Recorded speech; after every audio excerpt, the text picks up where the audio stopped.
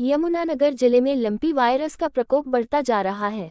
सरकारी आंकड़ों के मुताबिक अब तक करीब 9,000 पशु इस वायरस की चपेट में आ चुके हैं और अब तक इस वायरस की चपेट में आने वाले 14 पशुओं की मौत हो चुकी है। वहीं जिला पशुपालन एवं डेयरी विभाग के मुताबिक 4,300 पशु ठीक भी हो चुके हैं और अब जिले का कोई भी गांव इस वायरस से अछूता नहीं है।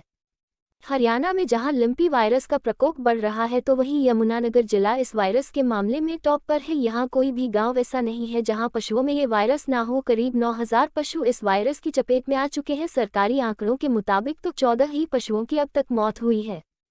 इस बारे में पशुपालन एवं डेयरी विभाग के अधिकारी ने बताया कि ये वायरस मक्खी और मच्छरों की वजह से फैल रहा है, इसलिए पशुपालकों को सलाह दी जा रही है कि अपने पशुओं का मक्खी मच्छरों से बचाव करें और यदि किसी पशु में ये बीमारी आई है तो उसे अन्य पशुओं से अलग कर दे ताकि ये आगे ना फैल सके। वहीं उन्होंने कहा कि जो पशु इस वायरस की चपेट में है उसका दूध किसी तरह से हानिकारक नहीं है। जिस तरह सामान्य तौर पर पहले भी उबाल कर दूध को इस्तेमाल कर रहे थे उसी तरह अब भी इस्तेमाल कर सकते हैं। वहीं उन्होंने बताया कि इस वायरस ही नहीं बल्कि पशु किसी भी बीमारी की चपेट में आने पर दूध कम देना शुरू कर देता है। उन्होंने कहा कि इस वायरस से पैनिक होने की जरूरत नहीं है, जल्द ही पशु रिकवर भी हो रहे हैं। जहाँ तक लंपी वायरस का सवाल है, लंपी वायरस एक वायरल डिजीज़ है, जैसा कि नाम से ही प्रतीत होता है कि वायरल डिजीज़ है।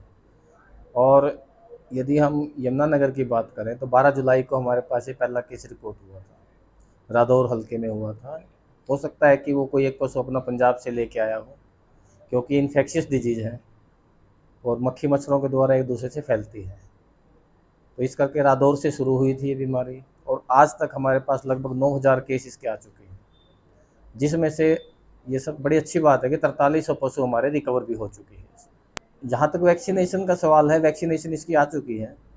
गोट पॉक्स वैक्सीन है जो लाइव वैक्सीन होती है वो आ चुकी है, लेकिन अभी हम उसको लगा नहीं रहे हैं। उसका कारण ये है कि क्योंकि यमुनानगर में लगभग सभी गाँव में बीमारी फैल चुकी है और जिस गांव में एक भी केस है इस वैक्सीन को हम नहीं लगा सकते, क्योंकि इस यदि वैक्सीन को लगाएंगे तो दिक्कतें आ सकती हैं। तो इसलिए हम इस वैक्सीन को अभी नहीं लगा रहे हैं। जैसे ही सरकार की तरफ से या विभाग की तरफ से कोई भी गाइडलाइन आएगी तब हम इसको लगाएंगे। अभी तक यदि मौत की बात करो तो 14 गाय की मृत्यु हुई है और वो मृत्यु जो हुई है उसको हम LSD से नहीं कह सकते, क्योंकि उसके जो कुछ गायें ऐसी हैं जो पहले से बीमार थी, उनमें मौत हुई है, जो है कमज़ोर गायें थी। तो उन इस प्रकार से 14 गायें अब तक मृत्यु हमारे दर्ज हुई। किसानों को क्या कोई इनकी सावधानियां किस तरह से रख रखाव करें पशुओं का कोई? देखिए, जहाँ तक रख रखाव का सवाल है तो हम यही सजेस्ट करते हैं कि जिस भी पशु में आपके LSD का कोई भी सिम्टम देखते हैं, सिम्टम का मतलब ये है कि उसके शरीर पर कोई भी गांठ नज़र आती है आपको या उसको बुखार हो जाता है, तो आप उस पशु को दूसरे पशुओं से तुरंत अलग कर दें, क्योंकि यदि दूसरे पशु के कांटेक्ट में वो पशु नहीं आएगा जो बीमार है तो ये बीमारी नहीं फैलेगी। दूसरा जो पशु को आ गई है उसको आप सेपरेट करके मच्छरदानी लगा दें, ताकि मक्खी जो और मच्छर उसके खून को चूस के दूसरे पशु पे ना जा सके। यही सबसे बड़ी सावधानी है इसकी। हम ये बार बार कहते हैं और मैं ये बात जोर देकर कहना चाहता हूँ कि पशु के दूध में कोई भी दिक्कत नहीं है। जिस प्रकार से पहले हम उबाल के दूध पीते थे उसी प्रकार से उबाल के दूध अब पिए, कोई भी किसी प्रकार की दिक्कत नहीं है। ये हम बार बार कहते हैं और इसको मैं आपके आपके तरफ से भी ये कहूँगा, बल्कि आज हमारी DC साहब से भी बात हुई थी, उन्होंने भी ये बात कही थी, तो उनको भी हमने कहा था कि आप भी अपनी तरफ से भी ये न्यूज़ दें, तो वो भी शायद इस न्यूज़ को कल लगाएंगे। ये बहुत ज़रूरी बात है कि पशु के दूध में कोई भी दिक्कत नहीं है। तो क्या सर इससे गाय का दूध कम होता है, इससे फर्क पड़ता है इस बीमारी से?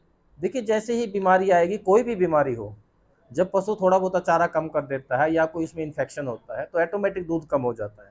उसी प्रकार LSD में भी थोड़ा बहुत कम होता है, लेकिन जैसे ही ये गाय ठीक होती है, क्योंकि 10 से 12 दिन में ठीक हो जाती है गाय, और 10-12 दिन में से जब ठीक हो जाती है तो दूध की रिकवरी ऑटोमेटिक शुरू हो जाती है और वो हो जाती है।